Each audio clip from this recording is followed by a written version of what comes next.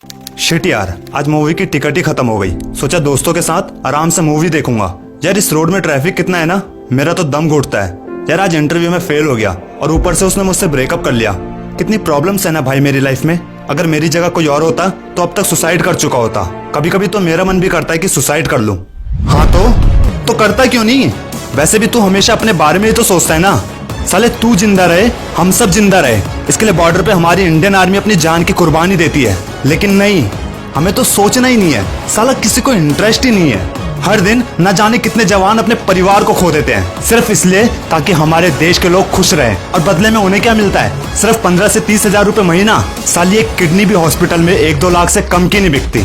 एक टाइम की रोटी के बजाय खिचड़ी खाने को क्या मिल जाए, हम खुद को गरीब और लाचार मान लेते हैं। अबे लाचारी क्या होती है ये उन जवानों से पूछो जिनके हाथ में AK-47 होते हुए भी पत्थर खाते हैं। बावजूद इसके हमारी इंडियन आर्मी हमारे देश के लोगों की सुरक्षा के लिए अपने बलिदान देते हैं। पूरी रात जाकर हम खुद को बहुत बड़ा आशिक समझते हैं ना, लेकिन जो पूरी रात जागते हैं जरूरी नहीं कि वो सिर्फ आशिक ही हो, वो देश के लिए मर मिटने वाले सैनिक भी होते हैं। रात होते ही जब हम व्हाट्सएप फेसबुक की दुनिया में खो जाते हैं, सूरज ढलते ही वो तैनात हो जाते हैं। तब किसी को हमारी इंडियन आर्मी की याद आती है? नहीं, मना मत करना। और जब पुलवामा अटैक हो, बालाकोट अटैक हो, तो सब में देशभक्ति की भावना जग जाती है। सबके हैशटैग लगने शुरू हो जाते हैं। कभी 2 बजे रात को मोबाइल चलाते चलाते ये सोचा हमारी इंडियन आर्मी इस समय क्या कर रही होगी, कितनी बाधाओं का सामना कर रही होगी?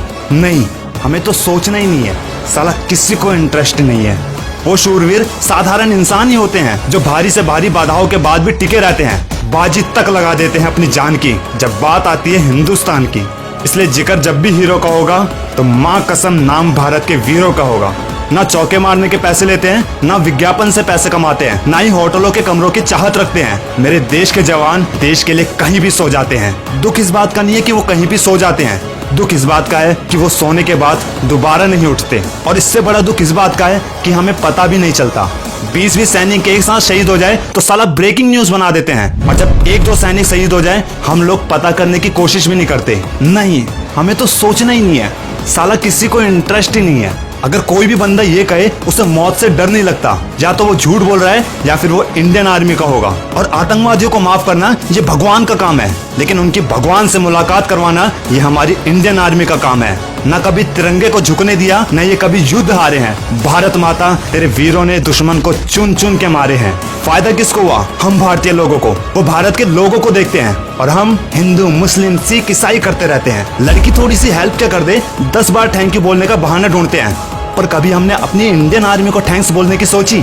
नहीं, सोचना ही नहीं है। साला किसी को इंटरेस्ट ही नहीं है। पर आज एक मौका है थैंक्स बोलने का।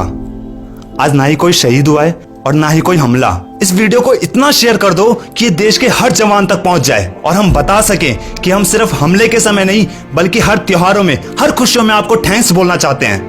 और जिससे हमारी इंडियन आर्मी समझ जाए कि देश की जनता हमेशा हमारे साथ है। और जब जब देश की तरक्की, अपनी कामयाबी के लिए मोटिवेशनल वीडियो देखनी हो तो इस चैनल को सब्सक्राइब कर लीजिए। इसमें सारी वीडियो पावरफुल मोटिवेशनल है, क्योंकि मोटिवेट करते रहने की जिम्मेदारी अब मेरी है।